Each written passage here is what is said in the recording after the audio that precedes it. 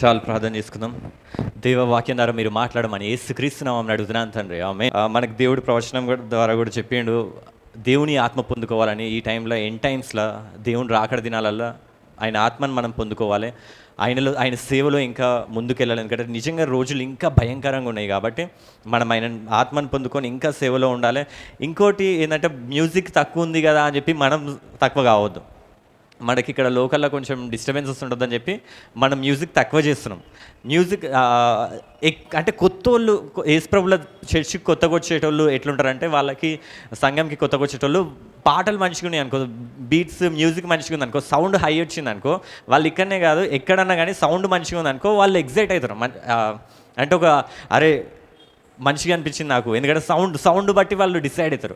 కానీ దేవుళ్ళు ఆల్రెడీ మనం ఇన్ని సంవత్సరాల నుంచి ఉన్నాక మనకి ఒక సౌండ్ అవసరం లేదు. ఒక పాట ఎత్తిన వెంటనే మనమే ఉజ్జీవంలోకి వచ్చేసేయాలి. హల్లెలూయా, హల్లెలూయా.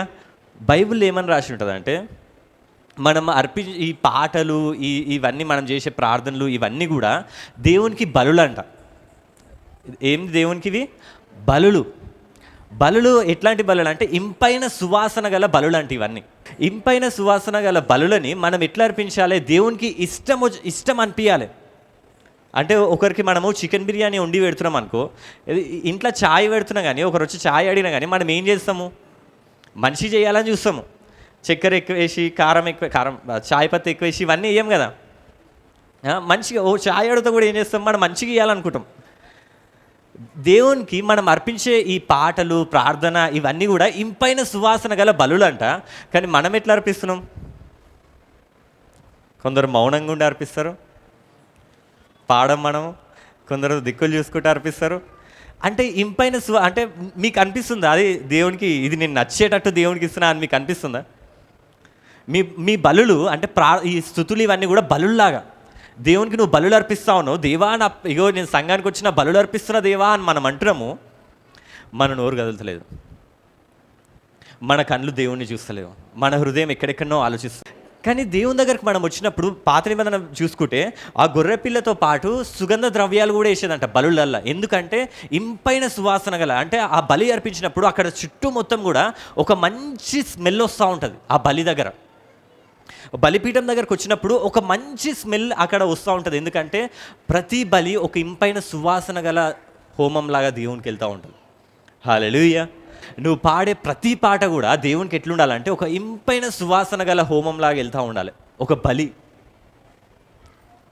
నువ్వు అట్లా అర్పియాలి. దేవునికి ఇష్టం అనిపించాలి. ఎట్లా అనిపించాలి? మన ప్రార్థన, మన పాటలు అవన్నీ కూడా దేవునికి ఇష్టంగా పరలోకానికి వెళ్తూ ఉండాలంట. మనం ఒకసారి ఒక చిరణం వాడుకుందామా? అది ప్రేమపూర్ణుడు అని ఎంతమంది దేవునికి ఇష్టంగా వాడతారు యుద్ధం. హల్లెలూయా. ఎందుకంటే మనకు నిజంగా ఏంది ఈ ఎండకి అగడికి మనం కూడా నిజంగానే బలిలాగానే మంటలు ఉంది మొత్తము. ఇట్లాంటి టైంలో మనము అయినా స్తుతిద్దాము.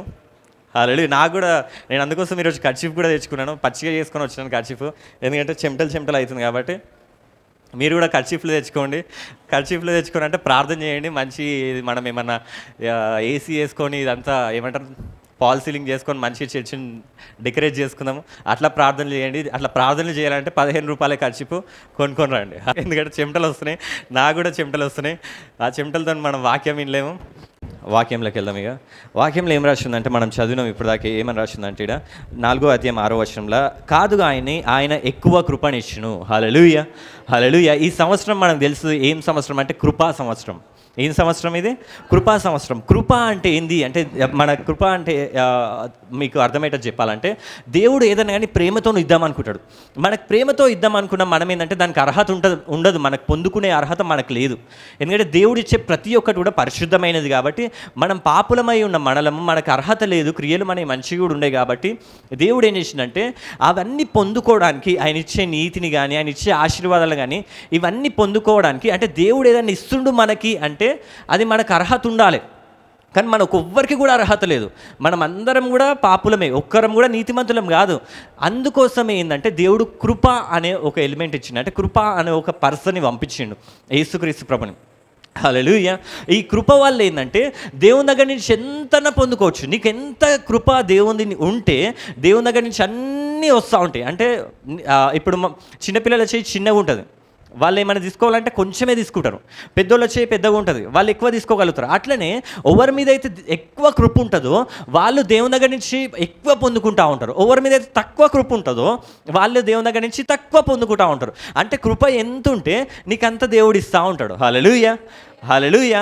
అంటే దేవుని దగ్గర నుంచి వచ్చే ప్రతి ఒక్కటి కూడా, ప్రతి ఒక్క ఆశీర్వాదం కూడా ఎట్లా వస్తుంది అంటే కృప ద్వారా వస్తూ ఉంటుంది. ఆయన నీతి కానీ ఆయన రక్షణ కూడా కృప ద్వారా మనకు వస్తూ ఉంటుంది. హల్లెలూయా, హల్లెలూయా. అంటే ఇప్పుడు మనకి ఏం కావాలి, మనకి ఏమేమో అడుగుతాం. దేవా నాకు ఇది కావాలి, దేవా నాకు ఇది కావాలి, ఇది కావాలంటాడు. దేవుడు అంటాడు కృప ఎంత ఉంటే నేను అంత ఇస్తా అంటాడు. మనకేం కావాలి, ముఖ్యంగా అన్నిటికంటే ముందు కృప ఎక్కువ ఉండాలి.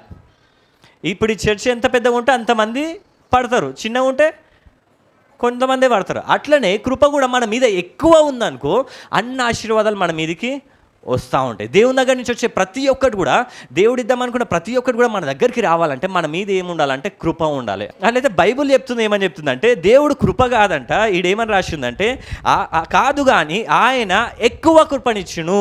హల్లెలూయా, హల్లెలూయా. దేవుడికి కృప అంటే ఎక్కువ ఇయ్యాలని ఉంటుందంట. ఎందుకంటే కృప ఎక్కువ ఉందనుకో అన్నీ ఎక్కువ వస్తూ ఉంటాయి మనకి. ఎంత కృప ఇవ్వాలనుకుంటున్నా దేవుడు? కొంచెం కృప ఇవ్వాలంటున్నా ఎక్కువ. ఎక్కువ అనే వర్డ్ గ్రీక్లో మెగా అని, దాన్ని ఏమని రాసిందంటే మెగా. మనం అంటాం mega church, mega people, mega concert, ఇట్లా మెగా మెగా మెగా అంటే చాలా గొప్పది అని. అంటే దేవుడు చాలా గొప్ప కృపని మనకి ఇద్దాం అనుకుంటున్నాడంట. బైబిల్ అదే చెప్తుంది, దేవుడు కృపను తక్కువ ఇద్దాం అనుకుంటాడంట. ఆయన ఎక్కువ కృపని ఇచ్చును, ఆయన మెగా కృపని ఇచ్చును. హల్లెలూయా. మనమందరం ఏం పొందుకోవాలి? కృపణ, మెగా కృపణ, గొప్ప కృపని మనమందరం పొందుకోను గాక.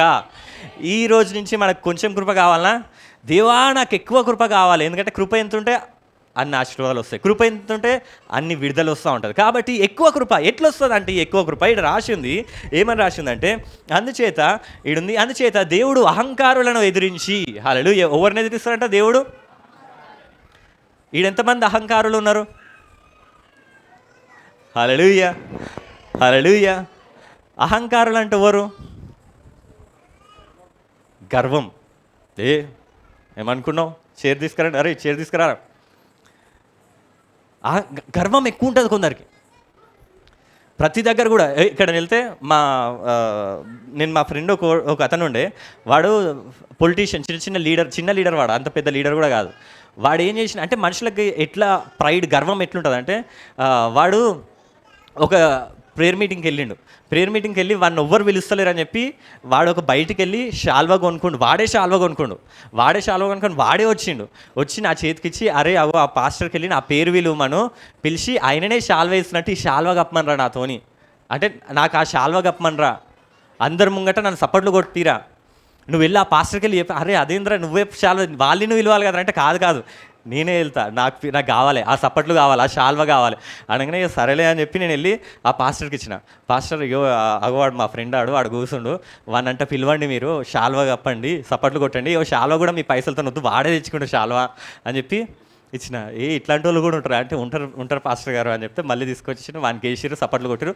అంటే ఇదంతా ఎందుకు కావాలి వానికి అంటే, అది కోరుకుంటారు మనుషులు. నేను ఎక్కడికి వెళ్ళినా కానీ నేను గొప్పగా ఉండాలి, నేను ఎక్కడికి వెళ్ళినా కానీ నాకు రెస్పెక్ట్ ఇయ్యరా. ఇప్పుడు కొత్తగా పెళ్ళయింది అనుకోరికన్నా భర్తలు భార్యలను అదే హింసిస్తారు, మీ ఇంట్లో నాకు రెస్పెక్ట్ ఇవ్వలేదు, మీ ఇంటికి వస్తే నాకు ఏం పెట్టిరు, చికెన్ పెట్టిరా, మటన్ పెట్టిరా, నేను వచ్చిన ఇంటి అల్లుండి వస్తే ఏం చేసిరు మీరు, నాకు మటన్ ఏది, మటన్ ముక్క ఏది, మీ తమ్ముళ్ళు మటన్ తిన్నారు, బొక్కలు తిన్నారు, నాకేమి ఇచ్చిర్రు, నాకు శాల్వా కప్పలేదు, నాకు అది చేయలేదు, నాకు ఇది చేయలేదు. మా పెద్దమ్మని అయితే మా పెద్దనాన్న అట్లనే చేసేదంట. మా పెద్దమ్మ లేదు కాబట్టి చెప్తున్నాడు. మా పెద్దనాన్న అంటే మా మమ్మీ చెప్తుంది, మా పెద్దనాన్న ఎట్లా చేసేదంటే వచ్చేదంట, ఇంటికి వచ్చేదంట, ఇంటికి వచ్చి నాకు చికెన్ కావాలేదంట, చికెన్ కూర తీసుకొస్తే కాదు చికెన్ కాదు, ఇంటి ముంగట నాటుకోడి కనపడుతుందా, ఆ నాటుకోడి కావాలంటుండేదంట. ఆ నాటుకోడి ఎతికి పట్టుకొని వచ్చే వారికి నాకు ఆకలి చచ్చిపోయింది తిననేది అంట. అంటే గర్వం, నేను ఎవరిని, నాకు తక్కువ చేస్తారా? అట్లాంటి వాళ్ళని దేవుడు ఏం చేస్తాడంటే అట్లాంటి వాళ్ళని ఎదిరిస్తాడంట. దేవుడు అంటే అట్లాంటి వాళ్ళని, అహంకారాలని దేవుడు ఎదిరించి, అంటే వాళ్ళని రానియడంట ఆయన దగ్గరికి. ఎవరైనా గర్వంతో ఉన్నారనుకో, నాకు ఇది కావాలి, నాకు అది కావాలి, నేను ఇది నాకు చర్చిలోకి వస్తే ఇట్లా వేయాలి, నాకు ఆ సీట్ వేయాలి, నాకు ప్రార్థన చేస్తే నేను ప్రార్థన చేసినప్పుడు నాకు ఇది ఇవ్వాలి, అది ఇవ్వాలి అని ఇట్లా గర్వంతో ఉన్నారనుకో మనుషులు ఎవరన్నా, వాళ్ళనంట ఎదిరిస్తాడంట దేవుడే ఎదిరిస్తాడంట డైరెక్ట్ వాళ్ళని. కానీ ఎవరికి కృప ఇస్తాడంటే దీనులకు కృప అనుగ్రహించును. హల్లెలూయా.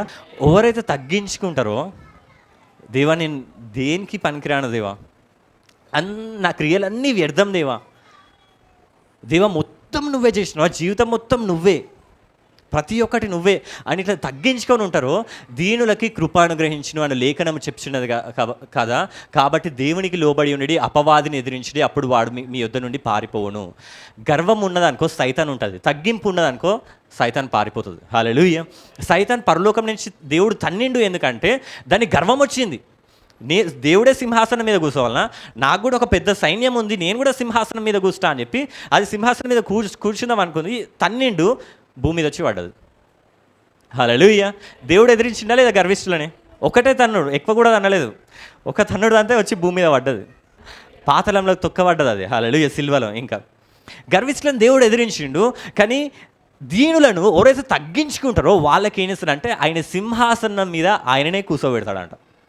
అది కూర్చుందామని దానంతలో అది వెళ్ళి కూర్చుందాం అనుకుని తన్నిండు. మనం అందరం తగ్గించుకునేటోళ్ళని మనం ఏం చేస్తుందంటే ఆయన సింహాసనం మీద మనల్ని కూర్చోబెట్టిండంట. హల్లెలూయా. సింహాసనం ఇయ్యొద్దని కాదు దేవునికి చెప్పాలంటే, ఆయన మనల్ని కుడిపార్శ్వం ఎందుకు కూర్చోబెట్టిండు, మీరు తగ్గించుకోండి నేను మిమ్మల్ని హెచ్చిస్తా అంటుండు దేవుడు. మనం ఏం చేస్తామంటే తగ్గించుకోము. ఏం మాట్లాడుతున్నారు, నేను ఎవరిని, వైట్ షర్ట్ వేసుకున్నా, నేను పాస్టర్ని, నేను చెప్పింది మీరు వినాలే. ఇట్లాంటివన్నీ ఎందుకు అంటారంటే మన వాళ్ళందరూ, ఎందుకంటే వాళ్ళందరూ గర్వం ఉంటుంది, దేవుడు ఆ గర్వంని ఎదిరిస్తూ ఉంటాడంట. అందుకోసమే చాలామంది యేసుప్రభులో వచ్చినా కూడా కృపలో రక్షింపబడ్డాక కూడా, కృప అంటే ఏంటంటే మన క్రియలు ఏం లేవు దేవా, నా క్రియలు ఏమీ లేవు దేవా అని చెప్పడమే కృప. చాలామంది ఏం చేస్తారంటే యేసుప్రభులోకి వచ్చినప్పుడు వాళ్ళు నీతిమంతులని ఎట్లా నమ్ముతారంటే వాళ్ళ క్రియలే, దేవా నేను ఎడుదునే దేవా, నేను పాపిని దేవా, అది దేవా, ఇది దేవా అని ఒప్పుకుంటారు, బాగానే ఉంటుంది. దేవా నాకు నీ కృప కావాలి దేవా, అసలు నేను పనికిరాని వాని దేవా అని చెప్పి వాళ్ళు ఒప్పుకుంటారు, దేవుడు కృపనిస్తాడు, వాళ్ళు మంచిగా ఉంటారు. తర్వాత ఒక టైంలో ఏమవుతుందంటే ఆ కృప వల్ల వీళ్ళు ఎదిగినప్పుడు అప్పుడు ఏమంటారంటే నేను నా క్రియల బట్టి ఇదంతా జరుగుతుంది. నువ్వు పరలోకానికి ఎందుకు వెళ్తున్నావు అంటే కూడా ఈ కృప వల్లనే. నువ్వు తగ్గించుకొని ఉన్నప్పుడు నీ కృప వస్తుంది. ఎప్పుడైతే మనుషులు వాళ్ళు పాపులు, దేవా నేను పాపిని దేవా అని ఒప్పుకున్నప్పుడు వాళ్ళకి దేవుని కృప వస్తుంది, రక్షణ వస్తుంది. లోకంలో ఉన్న వాళ్ళు ఎందుకు ఇంకా యేసుప్రభువుని నమ్ముకుంటలేరు అంటే వాళ్ళందరూ అహంకారులు, వాళ్ళు పాపులు అంటే ఒప్పుకోరు. వాళ్ళని అరే నువ్వు పాపం చేసినావు అంటే నేనేం పాపం చేసినా, నేను ఎవరిని చంపినా, నేనేం చేసినా, ఇట్లా మాట్లాడతారు. అంటే అహంకారంగా ఉంటారు వాళ్ళు.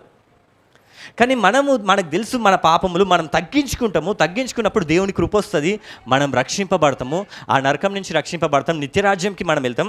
కానీ ఇక్కడ బాగానే ఉంది. కానీ కొన్ని రోజులైనాక ఏమవుతుందంటే క్రైస్తవులు ఏమవుతారంటే కొన్ని రోజుల తర్వాత ఈ కృపని వదిలిపెట్టి మళ్ళీ ఏం చేస్తారంటే క్రియలని ఆధారపడుతూ ఉంటారు. క్రియలు మనం మంచిగా ఉండాలి, మంచిగా బతకాలి. మనం మంచిగా బతికితే మనం పరలోకానికి వెళ్తలేం.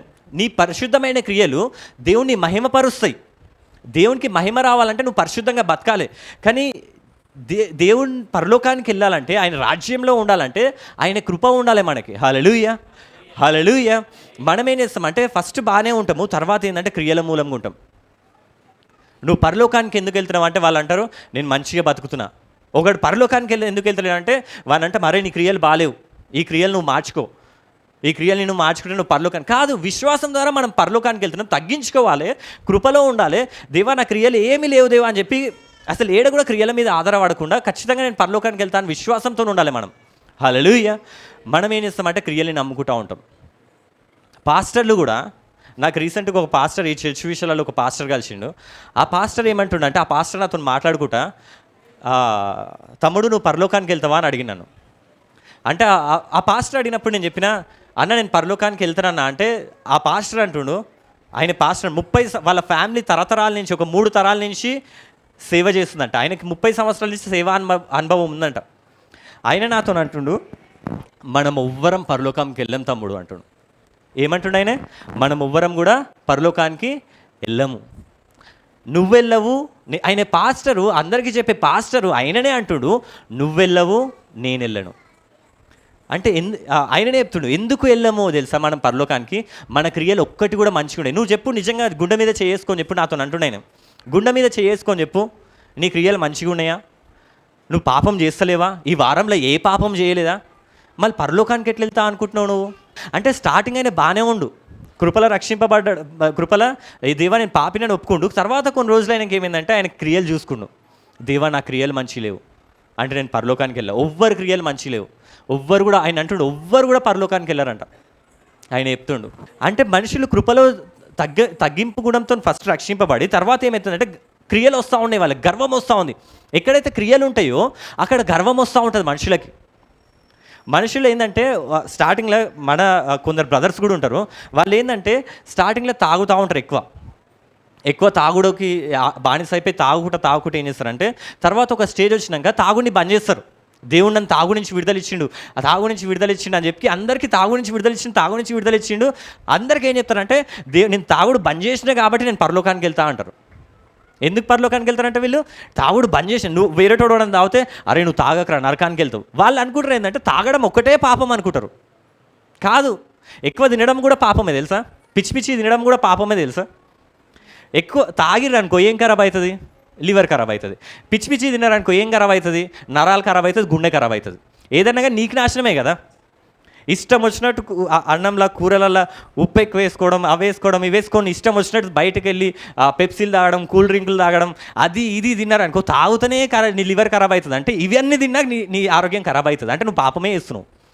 నీ శరీరం, నీ దేహం దేవుని ఆలయం నువ్వు ఖరాబ్ చేసుకుంటున్నావు. ఇష్టం వచ్చినట్టు తింటారు, రోజు చికెన్. నిజంగా కొందరు క్రైస్తవులు ఉంటారు రోజు నాన్ వెజ్ వాళ్ళ ఇంట్లో. నరాలన్నీ మొత్తుకుంటాయి, అరే ఇంతొద్దురా అని నరాలు మొత్తుకుంటాయి, గుండె మొత్తుకుంటుంది. గుండె చెప్పిన మాట వినాలంటారు, గుండె చెప్పిన మాట అయినారు వాళ్ళు. తాగుడు బంద్ చేస్తే చాలు, తాగుడు బంద్ చేసినా నేను పరలోకానికి వెళ్ళిపోతా. ఎవరు చెప్పారు తాగుడు ఒకటే పాపం అని? ఇష్టం వచ్చినట్టు తినడం కూడా పాపమే. వాడి కరిపే వారి దేవుడు అంటాడు బైబిల్. ఇంకా ఆ స్టింగ్లంతా అవుతారు ఈ మధ్య. ఆ స్టింగ్ తిన కోనికి హార్ట్ అటాక్ వచ్చి చచ్చిపోయాడు, స్టింగ్ తాగి తిని కాదు, ఆ స్టింగ్ తాగి చచ్చిపోయాడు కోడు. అయినా మనం తాగుతాం. కొంచెం తక్కువ చేసుకోవాలి, అగడబడ్డట్టు తినొద్దు ఏది పడుతుంది. మనం కొందరు ఏదైనా పార్టీ అయిందానికి ఏదైనా పెళ్ళికి వెళ్ళామంటే మంచి పెట్టారు అన్నీ తినేస్తాం. ఇక నెక్స్ట్ డే ఏమవుతుంది, ఏడో ఊస్తామో ఏంది ఆలోచించాం మనం. ఇక ఇట్లా మనం హెల్త్ ఖరాబ్ చేసుకోవద్దు మనం, అది పాపమే. కానీ నేను చెప్పేది ఏంటంటే ఇవన్నీ కూడా నేను పరలోకానికి తీసుకెళ్ళవు. ఆయన కృప మాత్రమే నేను పరలోకానికి తీసుకెళ్తుంది. హల్లెలూయా. తాగుడు బంద్ చేసిన నేను ఎవ్వరికి చెప్పిన కానీ నేను ఒకప్పుడు తాగుబోతున్నయి ఉండే, ఇప్పుడు మారిపోయినా. అందుకోసం నేను పరలోకానికి ఎవరు చెప్పారు తాగుబోతున్న ఒక్కడనే తాగుడు బంద్ చేస్తున్నాను? ఇంకా ఎన్నో పాపాలు మనం చేస్తున్నాం. మాటలతో పాపం చేస్తాం, చూపులతో పాపం చేస్తాం. ఇవన్నీ పాపాలే, అవన్నీ మనం పట్టించుకోము. ఓన్లీ తాగుడు నుంచి విడుదల. మన మాటలు కూడా కొందరు ఇంకా దేవుళ్ళకి వచ్చి కూడా మన మాటలు ఇంకా గలీజ్గానే వస్తాయి. కోపం రాగానే చాలు ఇక అంతే, దేవుడు లేడు ఎవ్వరు లేడు, గలీజ్ మాటలు రపా రపా రపా రపా రపా రపా వస్తూనే ఉంటాయి. ఇక అంటే మనం ఎవ్వరం కూడా మనుషులం కాదు. కాబట్టి ఒప్పుకోండి అవన్నీ. దేవా నేను మనుషుని కాదు, నా క్రియలన్నీ ఒక్క క్రియ మంచిగా ఉంటే చాలదు. ఒక క్రియ ఏదో ఒక క్రియ మంచిగా ఉంటుంది, తాగుడు ఒక్కటి పని చేస్తాము అంతే. ఇక నేను మంచిగా పరిశుద్ధుని ఇప్పుడు. ఇది కాదు, తగ్గించుకో, ఎప్పుడు కూడా తగ్గించుకో. దేవా రోజు దేవుని, దేవా నేను అర్హుణ్ణి కాదు దేవా, నీ కృప వల్లనే నేను రక్షింపబడ్డా, నీ కృప వల్లనే పరలోకానికి వస్తున్నా. నువ్వు మంచిగా బతికినా కానీ, నీ క్రియలు కొన్ని మంచిగా ఉన్నా కానీ ఆ క్రియలు నేను పరలోకానికి తీసుకెళ్తలేవు. కానీ దేవుని కృప మాత్రమే. దేవా నేను ఇంకా నా క్రియలు ఇంకా ఆగమే ఉంటాయి. ఒప్పుకో దేవుని దగ్గరకు వచ్చి, నీ కృప నన్ను పరిశుద్ధిని చేసింది, నీ కృప నన్ను నీతిమంతునిగా చేసిందని. హల్లెలూయా, హల్లెలూయా.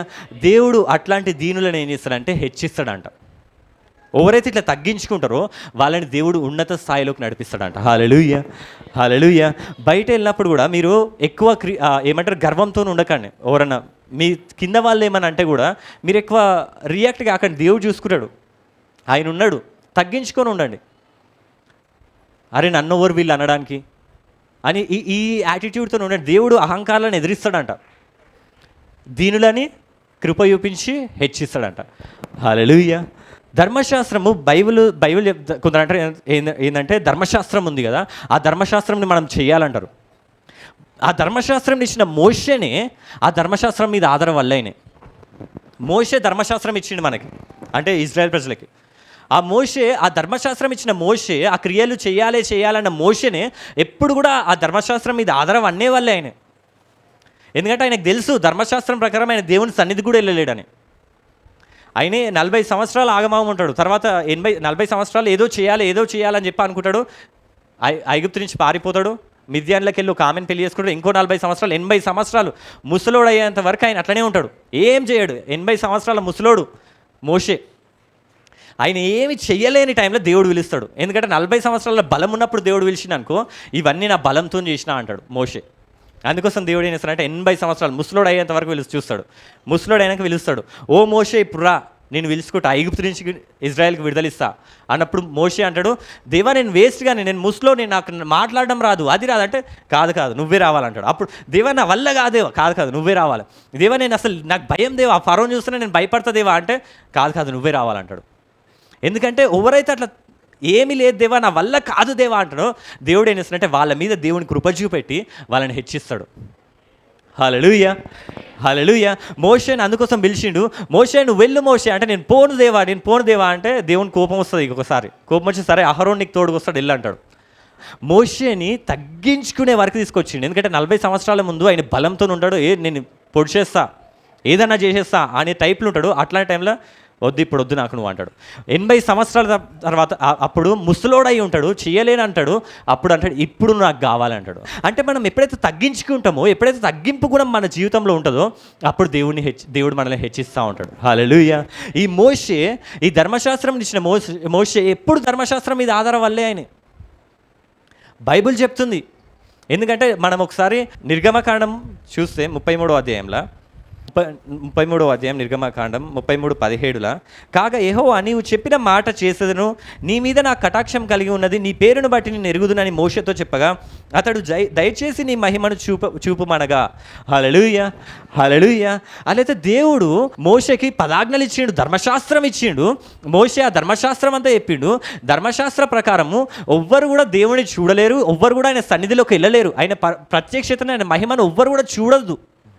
ఆ ధర్మశాస్త్రం ప్రకారం ఆ గుడారం అదే ఉంటుంది, పరిశుద్ధ స్థలం, అతి పరిశుద్ధ స్థలం, బయట ఆవరణం. ఎవ్వరు కూడా అతి పరిశుద్ధ స్థలంకి రావద్దు, ఆయన మహిమను చూసే అర్హత ఎవ్వరికి లేదు, ధర్మశాస్త్రం అది చెప్తుంది. కానీ మోషే ఏం చేస్తాడు, ఆ ధర్మశాస్త్రం ఇచ్చిన మోషే ఏం చేసిండంటే దేవుడిని అడుగుతున్నట్టు, దేవుడు ఎప్పుడైతే యెహోవా నీవు చెప్పిన మాట చెప్పున చేస్తుందను, నీ మీద నాకు కటాక్షము కలిగి ఉన్నది. దేవుడు ఎప్పుడైతే మోషేకి చెప్పిండు, ఓ మోషే నేను నీ మీద కృప చూపెడుతున్నా, నీ మీద నాకు కటాక్షం అంటే కృప చూపెడుతున్నా, నీ పేరును బట్టి నేను ఎరుగుతున్నా అని మోషేతో చెప్పగా, ఎప్పుడైతే మోషేకి తెలిసిందో దేవుడు నా మీద కృప ఉందని, మోషే ఏమడుగుతాడు తెలుసా, డైరెక్ట్ దేవుణ్ణి. చూడండి మోషే ఏమడిగింది చూడండి, అతడు దయచేసి, దయ అంటే కూడా కృపనే, దయచేసి నీ మహిమను నాకు చూపుమనగా, అంటే నువ్వు నాకు కనపడు. ధర్మశాస్త్ర ప్రకారం ఎవ్వరు కూడా అది అడగొద్దు, ఈ క్రియల మూలంగా ఎవ్వరు కూడా అది అడగొద్దు. మోషే ఇచ్చిన ధర్మశాస్త్ర ప్రకారమే, మోషే ఇచ్చిన ఆ పదాజ్ఞల ప్రకారమే ఎవ్వరు కూడా దేవుని చూసే అర్హత ఎవ్వరికి లేదు. కానీ దేవుడు ఎప్పుడైతే ఓ మోషే నీ మీద నా కృప ఉన్నది, నేను నీకు కృప చూపెడుతున్నా అనగానే మోషే దాన్ని అడ్వాంటేజ్గా తీసుకుంటూ నీ కృప నా మీద ఉంది కాబట్టి నిన్ను నేను చూస్తా. హల్లెలూయా. ధర్మశాస్త్రం ప్రకారం అది జరగదు. ధర్మశాస్త్రం ప్రతి ఒక్కరిని పాపి అనే చెప్తుంది, ధర్మశాస్త్రం ప్రతి ఒక్కరిని దూరమే పెడుతుంది. క్రియలు ఎప్పుడన్నా కానీ ప్రతి ఒక్కరిని దూరమే పెడుతుంది. కానీ మోషేకి అర్థమైంది దేవుని కృప, నా క్రియలు ఏమీ లేవు, నేను వ్యర్థుడను, ఆయన కృప ఉంది కాబట్టి ఆయన అడ్వాంటేజ్ తీసుకొని నీ కృప నా మీద ఉందంటున్నావు కదా, నువ్వు నాకు కనపడు.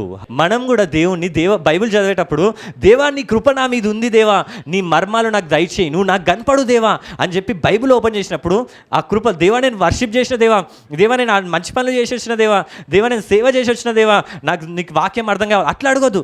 దేవా మోషే ఎట్లా అడిగిండు, దేవుడు కనపడాలంటే దేవా నీ కృప నా మీద ఉంది కదా, నువ్వు నాకు కనపడు. హల్లెలూయా. అప్పుడు వాక్యంలో దేవుడు నీకు కనపడతాడు. నువ్వు వర్షిప్ చేసినప్పుడు నీకు దర్శనాలు వస్తలేవా, నువ్వు అనుకోకు నేను పాపం చేసినా కాబట్టి నాకు దర్శనాలు వస్తలేవు, కాదు దేవుని కృపడు, దేవా నీ కృప ఉంది కదా దేవా నాకు దర్శనాలు చూపెట్టు, నీ పరలోక రాజ్యం చూపెట్టు అని చెప్పి దేవుని అడిగినప్పుడు ఆయన కృప మీద ఆధారపడ్డప్పుడు నీకు పరలోక రాజ్యంని దేవుడు దర్శనం రీతిగా చూపెడతాడు. హల్లెలూయా. మనందరం కూడా దేవుణ్ణి చూచును గాక. చూడాలన్నా వద్దా దేవుణ్ణి? దేవుడు ఎప్పుడైతే ఓ మోషే నేను కృప చూపెడతాను అన్నప్పుడు ఆ మోషే అన్నాడు అట్లయితే నువ్వు నాకు కనపడు అన్నాడు. అడ్వాంటేజ్ తీసుకోండు. అప్పుడు దేవుడు ఈ కృప చూపెడుతుండగా దేవుడు ఏం చేస్తాడు, తర్వాత వచనంలో చూస్తే కింద అంటాడు, సరే నువ్వు నన్ను చూడు, నువ్వు నా మొహంని చూస్తే చచ్చిపోతావు, మనుషులు ఎవరు చూడలేరు చచ్చిపోతారు, కాబట్టి నా వెనుక పార్ట్స్ చూడు, నా వెనుక నేను నడుస్తూ ఉంటా, వెనకాల నుంచి నన్ను చూడు అంటాడు. ఏ మనిషి కూడా, పాత నిబంధనలో ఉన్న ఏ మనిషి కూడా దేవుని చూడలేదు. మోషే ఒక్కడే వెనకాల దేవుని నడుస్తూ ఉంటే, దేవదూతలు కూడా పరలోకంలో చూడలేదంట. బైబిల్లో రాసి ఉంటుంది, దేవదూతలు కూడా పరలోకంలో చూడలేరు అంటే. అంత వెలుగంట ఆయన, అంత పరిశుద్ధంట. వాళ్ళు మొహం కప్పేసుకుంటారంట ఆయన చూడలేక. కానీ మోషే అడిగిండు, నీ కృప ఉంది కానీ నువ్వు నాకు కనపడన్నాడు. ఎంత ధైర్యం చేసిండుగా మోషే. అప్పుడు దేవుడు వెనకాల నుంచి నడుచుకుంటూ వెళ్తూ ఉంటే మోషే వెనకాల నుంచి చూసిండు. మనం కూడా ఈ కృప మీద ఆధారపడ్డప్పుడు ఇట్లాంటి గొప్ప క్రియలు చేస్తూ ఉంటాం మనం. మోషే క్రియల మూలంగా ఎప్పుడు ఆధారవల్లే. ఆయన ఎన్ని ఎర్ర సముద్రంని పాయలు చేసిండు, ఆకాశం నుంచి మన్నా కురిపించిండు. ఇవన్నీ ఆయన చేసినా కూడా ఆయన ఎప్పుడు కూడా ఇవన్నీ చేసింది నేను, మోషే అను నేను, నాకు ఒక విగ్రహం కట్టండి, నన్ను పూజించండి. ఎందుకంటే మీరు ఎర్ర సముద్రంలో ఎప్పుడైనా పాయలు చేసిరా? మీరు, నేను చేసిన. ఆకాశం నుంచి మన్నా కురిపించిన. మనం ఒకరికి ప్రార్థన చేసినాం అనుకో, ఒకవేళ కొందరు ఎట్లుంటారంటే వానికి జ్వరం వచ్చింది, ప్రార్థన అయినా జ్వరం తగ్గిపోయింది. ఆ జ్వరం తగ్గినందుకు మనం బతికిన రోజులు చెప్తాం. ఇక నేను వెళ్ళి ప్రార్థన చేసిన, జ్వరం టప్పని ఎగిరిపోయింది. నేను వెళ్ళి ప్రార్థన చేసిన, జ్వరం పట్టుమని ఎగిరిపోయింది. నేను వెళ్ళి ప్రార్థన చేసిన, జ్వరం హట్ అని ఎగిరిపోయింది. ఇవే అందరి దగ్గరికి ఇదే నేను ప్రార్థన. అందుకోసమే కొందరు చూస్తే కొందరు ఎక్కువ వాళ్ళ వాక్యాలలో వాక్యం ఉండదు, సాక్ష్యమే ఉంటుంది. నేను వెళ్ళి ప్రార్థన చేస్తే వాడు మూగోడు మాట్లాడిండు, నేను వెళ్ళి ప్రార్థన చేస్తే గుడ్డోడు కళ్ళు తెరిచిండు, నేను వెళ్ళి. ఈ మోషే ఎప్పుడు అట్లా చెప్పుకోలే, ఎందుకంటే నాకు తెలుసు కృప మాత్రమే నన్ను రక్షిస్తుంది, కృప మాత్రమే నన్ను నడిపిస్తుంది. ఆ ధర్మశాస్త్రం, ఆ క్రియలు ఇచ్చిన మోషేనే చెప్పలేదు ఎప్పుడు అట్లా. మనం ఎవరం? నువ్వు ప్రార్థన చేస్తే దేవుడు స్వస్థపరిచిండని చెప్పాలి. అట్లయితే ఈ లాస్ట్ వచనం ఒకటి చూసుకుందాం. లాస్ట్ ఒక స్టోరీ, సంఖ్యాకాండంలో చూస్తే మోషే గురించి, ఈరోజు మోషే గురించి చూసుకొని, మోషే తప్పులు చేయలేదని కాదు, మోషే తప్పులు చేసాడు, కానీ ఎప్పుడు కూడా ఆయన క్రియల మీద ఆయన ఆధారం అవ్వలేదు. మోషేనంట కూషు దేశపు స్త్రీని పెళ్లి చేసుకున్నట్ట. ఎవరిని పెళ్లి చేసుకున్న? ఆయన కూషు దేశపు స్త్రీని. మోషే ఒక ఆమెను పెళ్లి చేసుకున్నట్ట. పెళ్లి చేసుకోవడం తప్పు కాదు, పెళ్లి చేసుకోవడం తప్పు అంటలేను నేను. మోషే ఎవరిని చేసుకున్నా అంటే కూషు దేశపు, అంటే ఇజ్రాయెల్ కాదు, వేరే వాళ్ళని చేసుకుండు. ఆయన ఇచ్చిన ధర్మశాస్త్రం ఏముంది తెలుసా? ఆయన ఇచ్చిన ధర్మశాస్త్రంలో లేవియ కాండంలో 21వ అధ్యాయంలో 14వ వచనంలో ఉంటుంది, ఎవరిని కూడా అంటే బయట వాళ్ళని ఎవరిని కూడా నువ్వు పెళ్లి చేసుకోవద్దని ఉంటుంది. ముఖ్యంగా లేవీయులు. ఈయన మోషే లేవీయుడు అంటే బయట వాళ్ళని ఎవరిని కూడా ఈయన పెళ్లి చేసుకోవద్దు. బయట వేరే వాళ్ళని ఈయన పెళ్లి చేసుకోడు. ఇజ్రాయెల్ దేశంలో ఉన్న వాళ్ళని మాత్రమే ఈయన పెళ్లి చేసుకోవాలి. అది కూడా ఈయన లేవియా గోత్రం మాత్రమే ఈయన పెళ్లి చేసుకోవాలి. అది ఈయన మోషే చెప్పిండు. ఆ ధర్మశాస్త్రం ఇచ్చిన మోషేనే ఏమన్నాడంటే మీరు మనోళ్ళనే పెళ్లి చేసుకోవాలి అని ఎవరైతే చెప్పిరో ఆయననే ఏం చేస్తుండు? వేరే ఆమెను పెళ్లి చేసుకుంటాడు. మనమైతే ఎన్ని తిడతాం అట్లాంటివి చేస్తే. చెప్పిండు కానీ నీతి సూక్తులు ఇన్ని గనం చెప్పిండు కదా, ఏం చేసిండు? ఆయననే ఆ తప్పు చేసిండు. చెప్పేది ఒకటి, చేసేది ఒకటి. మోషేనే చెప్పిండు. ఆ ధర్మశాస్త్రం ఈ లేవియా కారణంలో ఇచ్చింది విధవరాలనైనను, విడనాడబడిన దానైనను, భ్రష్టురాలనైనను, అనగా జారస్త్రీనైనను అట్టి వారిని పెళ్లి చేసుకొనక తన ప్రజలలోని కన్యకని పెళ్లి చేసుకున్న వాళ్ళని మోషేనే చెప్పిండు. ఎవ్వరిని పెళ్లి చేసుకోవద్దు, మనోళ్ళని తప్ప ఎవ్వరిని పెళ్లి చేసుకోవద్దని మోషే స్ట్రాంగ్గా చెప్పిండు. ఆ మోషేనే ఏం చేస్తున్నా అంటే వేరే ఆమెను పెళ్లి చేసుకున్నాం. ఇక మనోళ్ళు ఊరుకుంటారా? మనం ఊరుకుంటామా? సామాన్య ఏదైనా చిన్న మిస్టేక్ చేసినట్టు అరే సామాన్య తప్పు చేయకుండా ఉండాల్సింది, నన్ను అడగాల్సింది సామాన్య. అట్లా ఎట్లా చేస్తాడు సామాన్య ఎవరైనా పెళ్లి చేసిండు అనుకో, ఆ పెళ్ళి ఆగమైపోయింది అనుకో, వాళ్ళు గొడవలు పడతారు, మళ్ళీ సామాన్యం తిడతారు. సామాన్య ఏదైనా ప్రేయర్ మీటింగ్ పెట్టిండు అనుకో, అరే అక్కడ అది పెట్టొద్దు, అక్కడ తినడం అక్కడ ఎందుకు పెట్టారు, అక్కడ తప్పు చేసిండు అన్న, ఇక్కడ పెట్టాలి అన్న. అట్లా అసలు ఈ పాట వాడవద్దు అన్న, వేరే పాట అస్సలు అన్న ఈ గొంతుతో అరవద్దు, వేరే గొంతుతో అరవాలి, ఓ అని అరవద్దు, హీ అని ఇట్లా అరవాలి. అంటే మనం ఏం చేస్తామంటే మనం కరెక్ట్ చేస్తాం. ఒకరు మనకి ఏదైనా చెప్పి వాడు చేయలేదు అనుకో, అంతే. ఇక అందరు లేస్తారు, ఇక రండ్రా గుంపులు రండ్రా, ఇక వాడు చెప్పింది చేయలేదురా అంటారా లేదా? మోషే అదే చేసిండు. మోషే మనోళ్ళని తప్ప ఎవ్వరిని పెళ్లి చేసుకోవద్దు అన్నాడు ధర్మశాస్త్ర ప్రకారము. ఆయన ధర్మశాస్త్రం మీద ఎప్పుడు ఆధారం వల్ల ఆయన వేరే ఆమెను పెళ్లి చేసుకోవడం. వేరే ఆమెను పెళ్లి చేసుకోగానే ఏమవుతుందంటే ఆయన బ్రదర్ మిరియాము అహరోనులు, అక్క ఈయన సహోదరుడు, బ్రదర్ ఈయన తమ్ముడు అనుకుంటా, మిరియాము అహరోనులు అతనికి విరోధంగా మాట్లాడిరి. ఊరుకుంటారా మనుషులు? నువ్వే ధర్మశాస్త్రం ఇచ్చినవు, నువ్వే పెళ్లి చేసుకోవద్దన్నావు, నువ్వే వేరే ఆమెను పెళ్లి చేసుకున్నావు ఏంది అని చెప్పి ఎవరన్నారు? మిరియాము అహరోనులు. అతనికి మాట్లాడాల్సింది ఎవరు? దేవుడు. ఇప్పుడు పాపం చేసింది ఎవరికి విరోధంగా? దేవునికి విరోధంగా. దేవుడు వచ్చి మోషేని తిట్టాలి, ఓ మోషే నువ్వు ఎంత భ్రష్టునివి అని చెప్పి తిట్టాలి. కానీ మాట్లాడుతుంది ఎవరు అంటే మిర్యాము అహరోనులు, అక్క తమ్ముడు, వీళ్ళు తిడతా ఉన్నారు, అతనికి విరోధంగా మాట్లాడిరి. తర్వాత వారు మోషేతో మాత్రమే యెహోవా పలికించినా ఆయన మా చేతను పలికింపలేదా అని చెప్పుకొనగా. అంటే ఏం మాట్లాడుతారు అంటే దేవుడు, వీళ్ళు కూడా మనుషులే, ప్రవక్తలు లాంటిలే, దేవుడు వీళ్ళతో కూడా మాట్లాడతాడు. వాళ్ళు ఏమన్నారంటే, అంటే దేవుడు మోషేతోనే మాట్లాడిండా, మాతో మాట్లాడలేదా?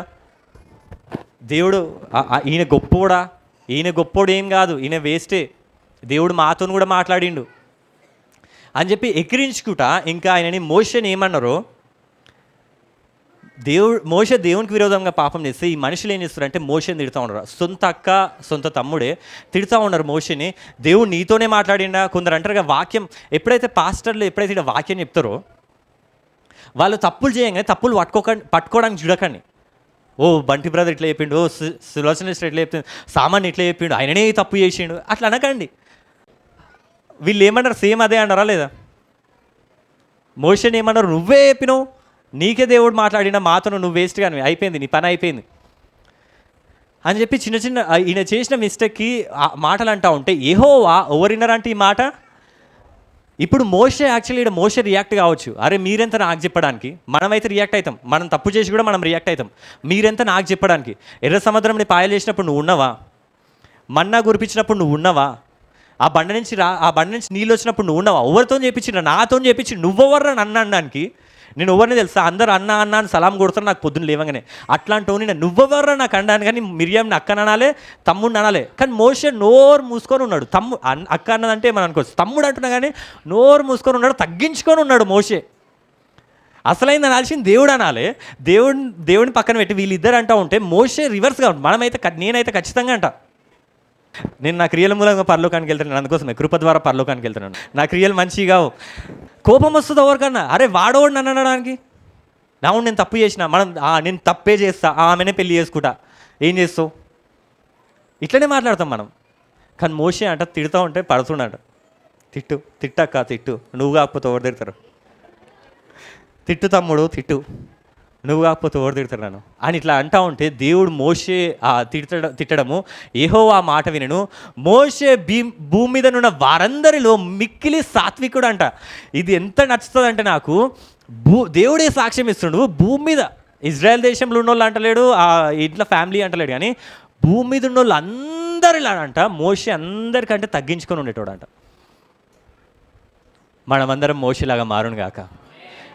అందరికంటే నువ్వు ఎక్కువ తగ్గించుకో. వాళ్ళు తిడుతున్నా కానీ నోరు మూసుకొని ఉండు తప్ప, దేవుడు చూసుకున్నాడు అనుకుంటు తప్ప ఈయన ఏమంటలేడు. బైబిల్ అదే దేవుడు సాక్ష్యం ఇస్తాడు, మోషే భూమి మీద ఉన్న అందరిలో సాత్వికుడు, మిక్కిలి అంటే ఎక్కువ సాత్వికుడు అంట ఆయన. అందుకోసం ఆయన దేవుని చూడగలిగిన ఆయన. హల్లెలూయా. అందుకోసమే ధర్మశాస్త్రం అందరినీ దేవుడు దూరం పెడతాడు. మోషేని ఒక్కని మాత్రం నువ్వు కొండ మీదకి రా, నీతో మాట్లాడుతూ అంటాడు. ఎందుకంటే ఆయనకు తెలుసు నా క్రియల మూలంగా ఇది అయితే లేదు, దేవుని కృప వల్లనే అవుతుంది. నేను క్రియల మూలంగా నేను వేస్ట్ కానీ దేవుడు ఆయన కృప ద్వారానే నేను రక్షిస్తున్నాను అని చెప్పి తర్వాత ఫాస్ట్ వెళ్ళిపోతాం, టైం అయిపోయింది. యెహోవా మీరు ముగ్గురు ప్రత్యక్ష గుడారంలోకి రండని హఠాత్తుగా మోషే అహరోను మిర్యాములను ఆజ్ఞాపించను. వాళ్ళ ముగ్గురు, ఇద్దరు అక్క తమ్ముళ్ళు తిడతా ఉన్నారు. మోషేతో దేవుడు అన్నాడు, మీరు ముగ్గురు కలిసి ప్రత్యక్ష గుడారం దగ్గరికి రండి. దేవుడు అక్కడ మేఘంతో మాట్లాడతాడు వీళ్ళతోని. యెహోవా మేఘస్తంభంలో దిగి ప్రత్యక్షపు గుడారం ద్వారం వద్ద నిలిచి అహరోను మిర్యాములను పిలిచెను. వాళ్ళు ముగ్గురు వచ్చిరట. ముగ్గురు రాగానే దేవుడు దిగిండంట. అక్కడ దేవుడు ఒక ప్లేస్ ఉంటుంది ఆ ఇజ్రాయెల్ ఆ గుడారంలో, వాళ్ళకి ఒక ప్లేస్ ఉంటుంది ప్రత్యక్ష గుడారం అని. దేవుడు అక్కడ నిలబడి న్యాయం తీరుస్తూ ఉంటాడు. అక్కడ నిలబడి దేవుడు వాళ్ళతోని ముగ్గురు వచ్చి నిలబడ్డారంట. ముగ్గురు వచ్చి నిలబడితే ఇద్దరిని పిలుస్తున్నట. మిర్యాము అహరోను మీరు ముందుకు రండి, మీతో మాట్లాడాలని చెప్తున్నాడు. వాళ్ళిద్దరు రాగా నా మాటలు వినుడి, మీరు మంచిగా వినండి అని చెప్పి వాళ్ళిద్దరికి చెప్తున్నాడు. మీలో ప్రవక్త ఉండిన ఎడల యెహోవా నాకు నేను దర్శనమిచ్చి అతనితో నన్ను తెలుసుకున్నట్టుగా కలలో అతనితో మాట్లాడుదును. మీలో ఎవరైతే ప్రవక్తలని గొప్ప గొప్పలు అనుకుంటారు కదా, వాళ్ళతో నేను డైరెక్ట్ ఎవ్వరితో నేను ఎవ్వరితో మాట్లాడినా కానీ దర్శనాల రూపంగా మాట్లాడతా, కళల రూపంగా మాట్లాడతా. ఎవ్వరితో నేను డైరెక్ట్ మాట్లాడాను. కానీ నా సేవకుడైన మోషే అట్టివాడు కాదు. హల్లెలూయా. కానీ మోషేతో అట్లా మాట్లాడను. తర్వాత అతడు నా ఇల్లంతటిలో నమ్మకమైన వాడు. హల్లెలూయా. ఎంత గొప్ప బిరుదంటే దేవుడు అంటుడు నా ఇల్లంతటిలో అంటే దేవుడు దేవుని పరలోకంలో దేని మీద నన్ను అధికారం ఇస్తాడు ఆయన. కొందరికి మనం అధికారం ఇయ్యం, కొందరు నమ్మకంగా ఉండరు మనకి. కొందరికి ఇప్పుడు సంఘంలో కూడా ఈ డిపార్ట్మెంట్స్ ఉంటాయి, ఈ మ్యూజిక్ ఒకరు చూసుకోవాలి, అది చూసుకోవాలి, ఇది చూసుకోవాలి, ఇది చూసుకోవాలని ఉంటాయి. కానీ అన్నిటి మీద అందరికి అధికారం ఇయ్యం. ఎందుకంటే కొంచెం అధికారం ఇచ్చిరంటే ఏదో ఉంటుంది, కొంచెం జరుగుమంటే ఇల్లంతా నాది అంటారు కదా. అట్లా అట్లా అంటే మనం మనుషులను నమ్మం, ఎందుకంటే మనుషులు అట్లాంటి వాళ్ళు ఉంటారు. కానీ మోషే దేవుడు అంటాడు, నా ఇల్లంతా ఇచ్చేస్తాను నేను మోషేకి. ఎందుకంటే మోషే అంత తగ్గించుకుంటాడు. నువ్వు కూడా అంత తగ్గించుకో, దేవుళ్ళ ఇల్లంతట్లో నువ్వు నమ్మకమైన వాడిలా అవును గాక. హల్లెలూయా.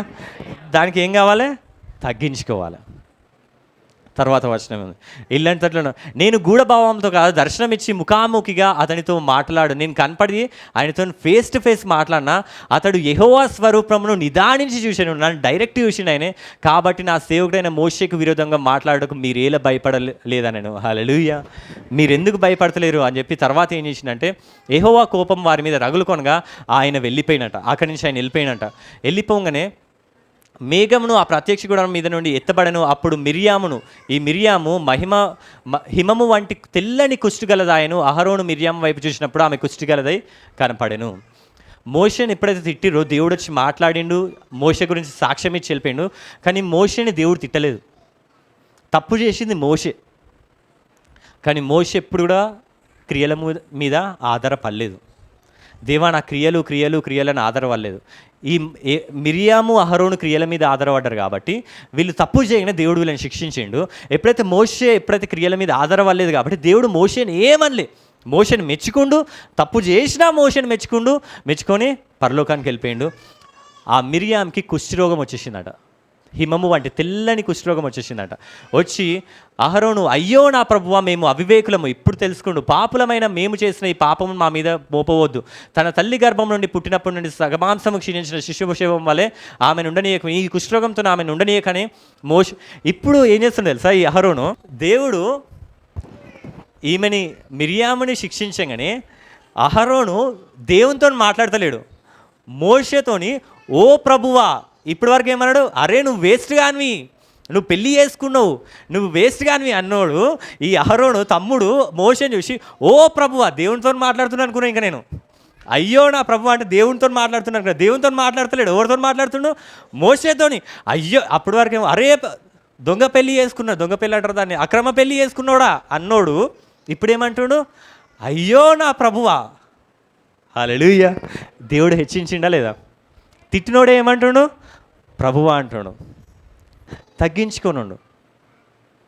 మనం కూడా లోకంలో చూసుకుంటే హెచ్చింపబడిన వాళ్ళందరూ కూడా తగ్గించుకున్న వాళ్ళే. ఎవరైతే ఎక్కువ తగ్గించుకొని ఉంటారో లోకంలో కూడా వాళ్ళు ఎక్కువ హెచ్చింపబడుతూ ఉంటారు.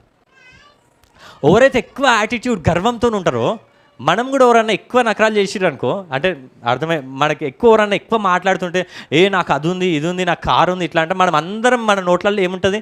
వాడు ఏదో ఒక రోజు పడాలి, దానికి ఏదో ఒకటి కావాలి అంటే మనం కూడా చెడే కోరుకుంటాం. అందరి నోట్లలో ఉండడం మంచిదా?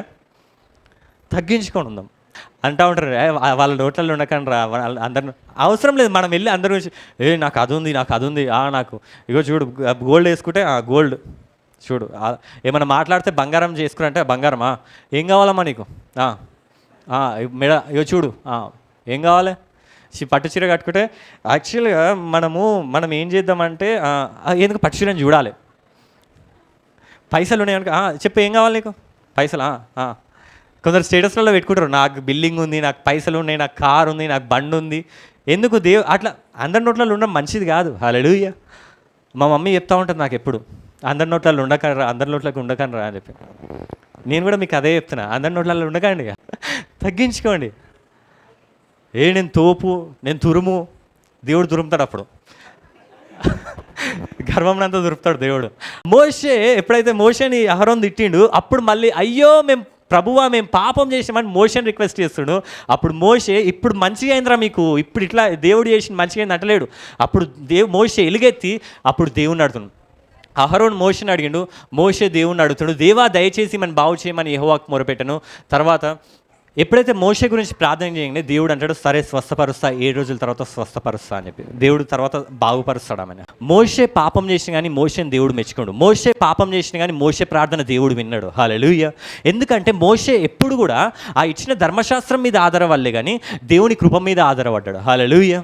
మనమందరం కూడా ఇక్కడికి వచ్చిన మనమందరం కూడా మన క్రియల మూలం ఆధారపడద్దు. దేవా నేను మంచి పనులు చేసిన, దేవా నేను ఇది తప్పించుకున్న, దేవా ఈ తాగుడు వదిలేసిన, దేవా నేను తిరుగుడు వదిలేసిన, నన్ను ఆశీర్వదించు, దేవా నేను పరలోకానికి వెళ్తా దీనివల్ల అని చెప్పి దేవుని ఎప్పుడు అనొద్దు.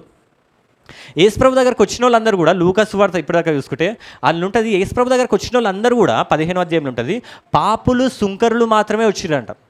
ఎందుకంటే యేసుప్రభు కృప వాళ్ళే పొందుకుంటారు. ఈ పరిసయ్యులు సద్దుకేయులు వీళ్ళు రాలే. ఎందుకంటే వాళ్ళు ఏం నమ్ముతారు అంటే వాళ్ళ క్రియలు మంచిగా ఉన్నాయి, నేను మంచిగా బతుకుతున్నా, కొన్ని మంచి పనులు చేస్తున్నా, కొన్ని చెడ్డ పనులు చేస్తున్నా, కాబట్టి మంచి పనులు ఉన్నాయి కాబట్టి నేను గర్వంతో ఉన్నా.